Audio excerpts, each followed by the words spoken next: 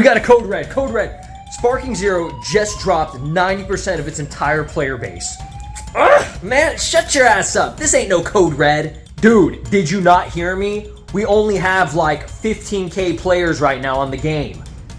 15k players for an anime fighting game is like amazing. Are you that greedy? People already bought like 3 million copies. Do you not have enough money? I want more money!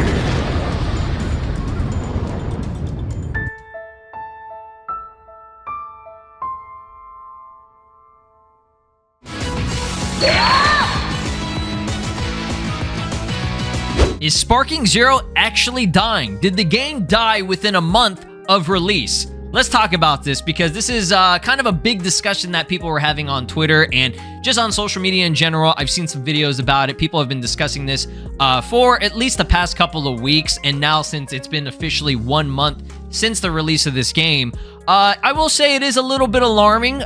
This tweet actually kind of went viral, and shout outs to Gucci Canty here. They said, wait, Dragon Ball Sparking Zero lost 90% of players in a month. Jesus Christ. So yeah, like I said, the first reaction to when you see a 90% drop within 1 month is pretty insane. Like, it's alarming. But let's actually, take a step back and let's analyze this. Does it make sense? Is this a reasonable drop for a game like this? And in all honesty, yeah, I would say it is. This is just kind of how anime fighting games are. It's been like that. The history has shown it, right? So as you can see right now, there are 8,000 players in the game, okay? Now, we're not going to use that. We're going to use the 24-hour peak just because right now it's like 4 a.m. for me. So there are obviously going to be less players. A lot of people are asleep. I'm not saying every time zone's like that, but the people that are playing right now are probably in, different time zones than where I live, right? Either in Europe, maybe people in Japan, just kind of together. Now, another thing we got to point out is people are using SteamDB. Y'all got to understand, okay? SteamDB is one console, and it does not represent the entire player base of Sparking Zero worldwide on all 3 consoles. This is on PlayStation 5, Xbox, as well as PC/Steam. Now, again, I will say this, can give you a bit of an idea of kind of the drop, at least, specifically for Steam.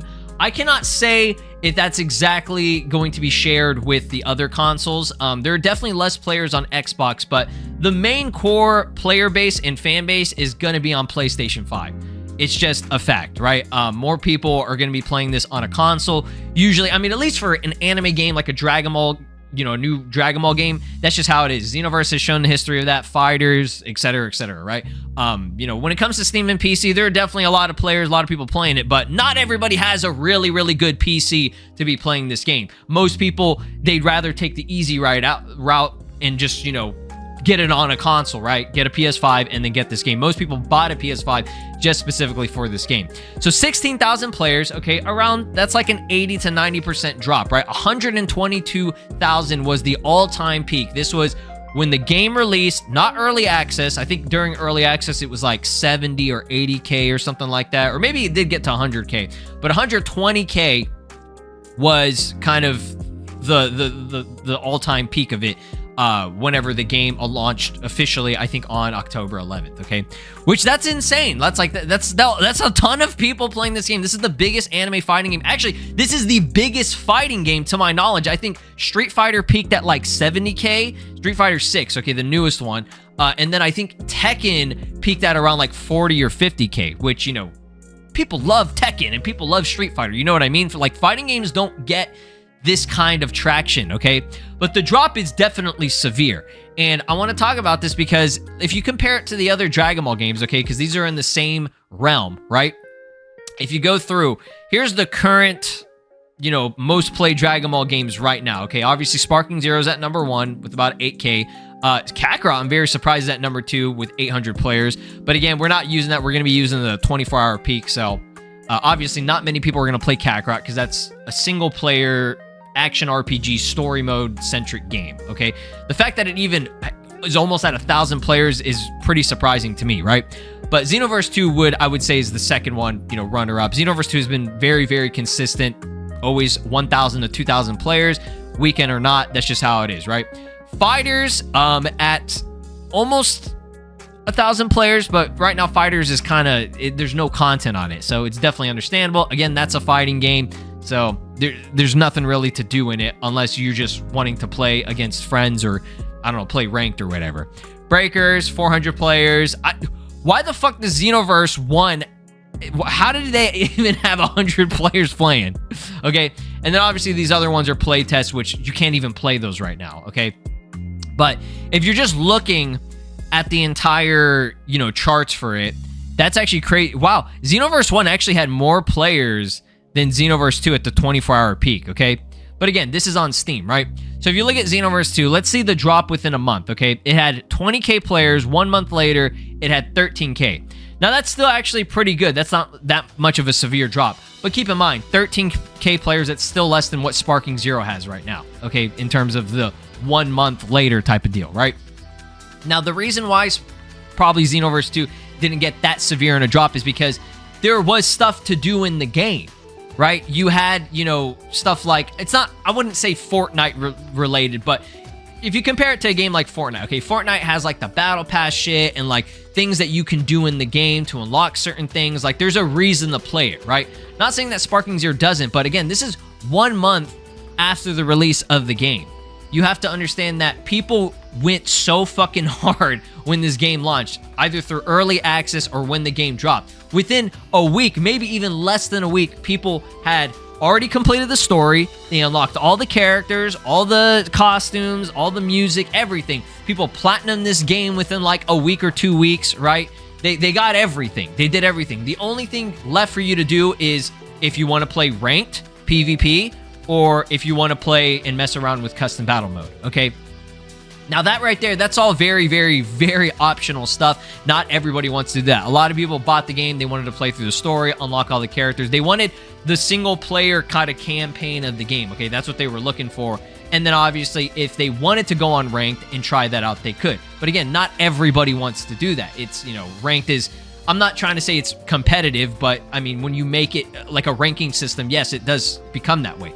But I would say most people, they wanted to play with their friends, okay? If they're going to play online, they'll play with their buddies or whatever. Me personally, I would do that. I play online with friends, or I'll, you know, invite my brother over or even friends over and we'll just play the game at my place, right?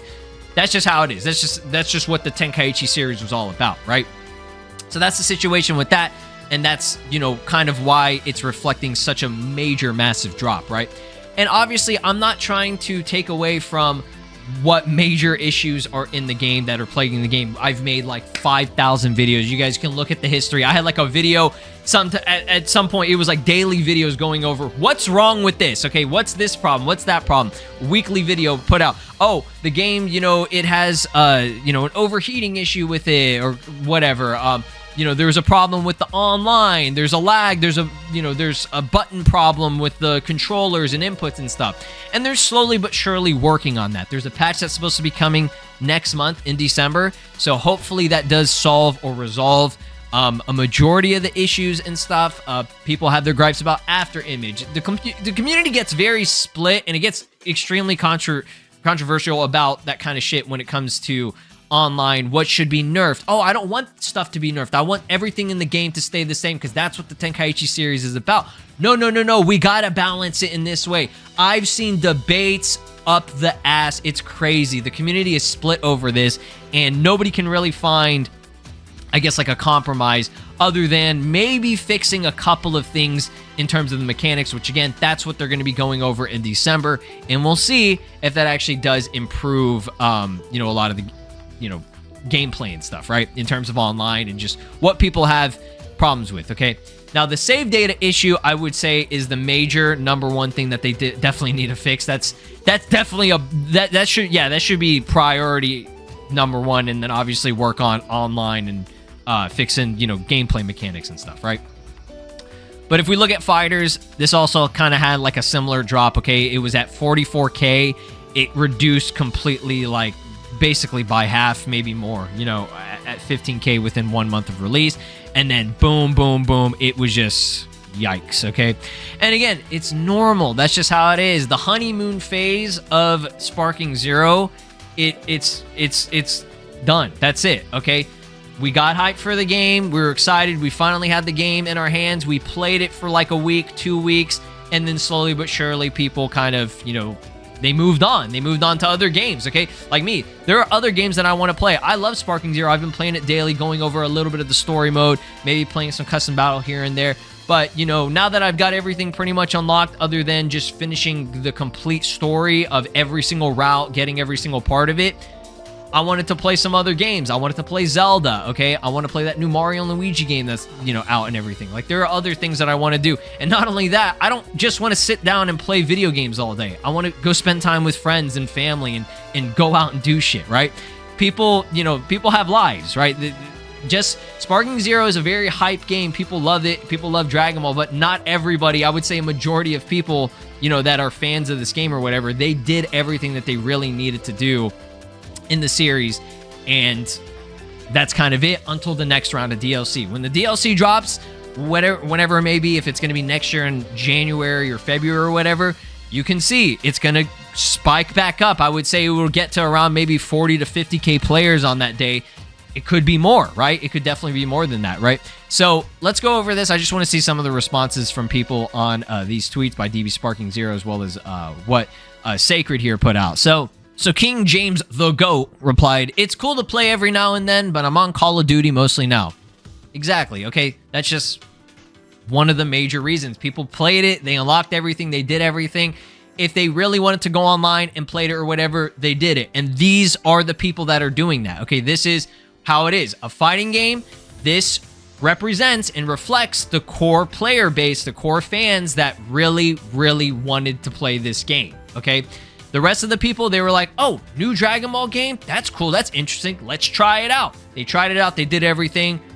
And then it's just up to, you know, whether or not it was something that they wanted to pursue online for ranked or whatever it may be. Play a little bit of custom battle and stuff. But again, people want to play other games. There are new games coming out all the time. This whole year was packed full of games, especially right now. Call of Duty. Everybody's fucking playing the new Call of Duty like every single year, okay? Regardless of how you think about, oh, people fell off, you know, this game fell off or whatever, this series is garbage. Still, there are a shit ton of people playing Call of Duty. That's like the same people that say, oh, Fortnite's a dead game, when it's far from dead. Like, that game gets played up the ass. That shit get, like, daily, weekly updates and stuff, okay? People will say, oh, Dokkan is a dead game, or Legends is a dead game. I actually haven't heard Dokkan being a dead game. We know everybody plays Dokkan, but I hear people say, oh, Legends is falling off or whatever. It's like, dog, look at how many people are buying this game, or not buying, but like playing this game, summoning. It's always like top charts, like top 10, top 20 of the games of all time and shit, right? Could never be Storm 4. We still up. You knew not to say connections. Oh my god. Okay, I ain't even gonna read. Okay, some of these replies are getting out of hand, but let's read a couple of these, okay? Why is this a big deal? This happens to most games. Exactly, right? It's not just, you know, anime fighting games. It's games in general, right? Maybe not as severe as a drop, just because, again, those games would usually have stuff to offer, whether it be like, I don't know if it's like PUBG, CSGO or whatever. Do people still play CS? I'm pretty sure they do. You know, League of Legends, Fortnite. I'm just bringing up all these games that, like, they usually have something to it to where there's like an incentive to play it, right? Not saying that Sparking Zero doesn't really have an incentive. The only incentive that I can think of is, oh, I want to go on ranked and rank up, and that's really it. And again, that's not really that big of an incentive. If it was like, oh, we're having a campaign thing, a limited time where you can unlock a new costume or an accessory or some type of new customization aspect to it, or, oh, hey, we have a what if character that you can unlock if you play, you know, ranked online, or, you know, just like some shit, or maybe they do like raid bosses or something like that. I don't even know if that would work or not, but I'm just bringing up just kind of like a couple of examples of why Xenoverse, for the most part, stayed pretty relevant at least 1 month after the release, because they were doing raids. They were having things that you could unlock in the game. They had shit planned out. And even then, they also planned the DLC to come out pretty soon after the you know, game launch. It launched in like late October, and I think the DLC, the first pack of DLC, came out like late December. So it was like 2 months, less than 2 months after the release. But obviously Sparking Zero is different and they're going to need a little bit of time. So I would say the latest that we could see it is probably around like what, maybe February. I think January makes more sense for that first superhero pack to come out. And again, when that does drop, it's going to be pretty insane, right? So at the end of this, I know this video was longer than it really needed to be, but I really wanted to discuss this, talk about it. Let me know your thoughts and opinions, okay? How do you think this game can recover from this massive drop? Do you think this is a big deal? I personally don't think it's that big of a deal. This is just how anime Dragon Ball fighting games are and shit. I think that it's very successful. It's still doing very, very well. I think it had like 3 million or something like that that was sold within like the first couple of days of the game launching, like fully officially, which that's fucking insane. Because think about it, I think it took Xenoverse like 6 years or something, like 5 or 6 years to get like 6 million copies sold or something like that. It was pretty insane, right? That took a long time for Xenoverse, and Sparking Zero is already like halfway there within the first 24 hours or like first couple of days, first week, right? But thanks for watching. Again, give me your thoughts and opinions, feedback on the game. What should improve this game? What are you looking for? I definitely think if they had like weekly or even bi-weekly updates for the game where it's like, oh, you can unlock a new costume or stuff, because there's a lot of costumes, a lot of shit, you know, that they could add to the game that we can unlock via some type of like free update, but you grind for it, you know, give us a way to grind for it. Like, oh, maybe you need to play ranked a little bit or something like that. Like do some type of like Dragon Ball Legends, Xenoverse 2 type of shit, right? But I'll see you guys next time. Peace out. This is Broly, and you are watching SLOplays. Make sure to subscribe, or else I'll destroy your entire planet.